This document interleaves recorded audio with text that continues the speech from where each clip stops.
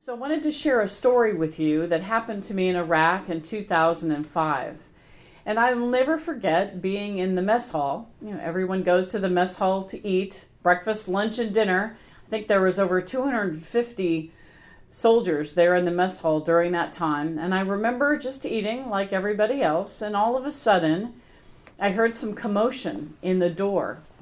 Someone coming in the door, and they were screaming, Chaplain Martindale, Chaplain Martindale, where is she, where is she? And I didn't hear it at first. I was busy eating, I guess. But one of the soldiers said, ma'am, I think someone's calling you.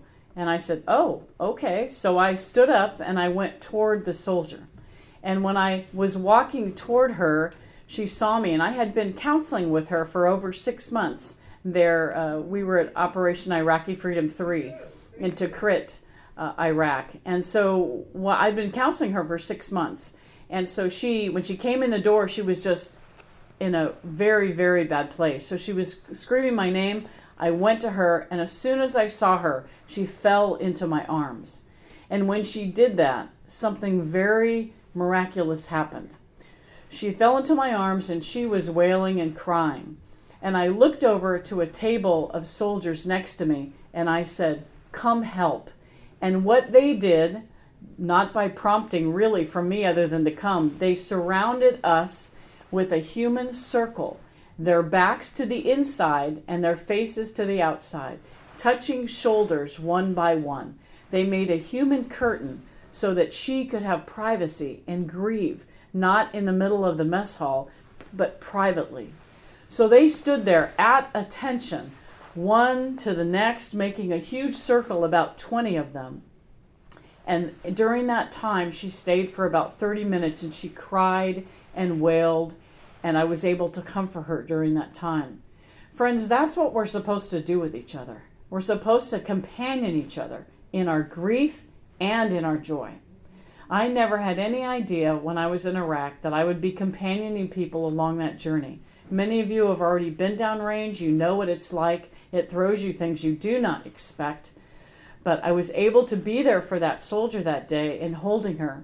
Then something miraculous happened even after that. After she had cried and wailed and had that private moment with soldiers all around, facing outward, so they weren't listening. They were trying not to hear. They were trying to give her privacy.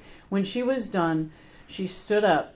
And then I asked one of the biggest gentlemen that I could find to come over because she was just too weak to walk. She had her Humvee was just blown up.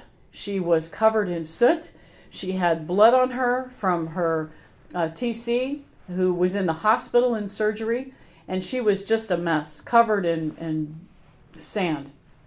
So basically he came over. He said, yes, ma'am. He came on over, and he came through the line, through the circle, came in, and he literally lifted her 120-pound body up into his arms and got her. And I said, please come with me, and we'll go to her bunk so she can get a shower and rest.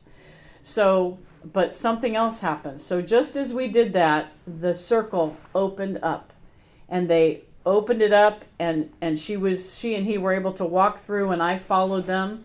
And as that happened, every single person in that mess hall stood at attention from their meals and saluted her and him as they walked out. Friends, we're supposed to do that. We're supposed to companion each other on this journey called life. None of us knows what it's going to be like. None of us knows what to expect, but we're supposed to be there for each other. Let's see how we can do that. How can you do that with people in your world?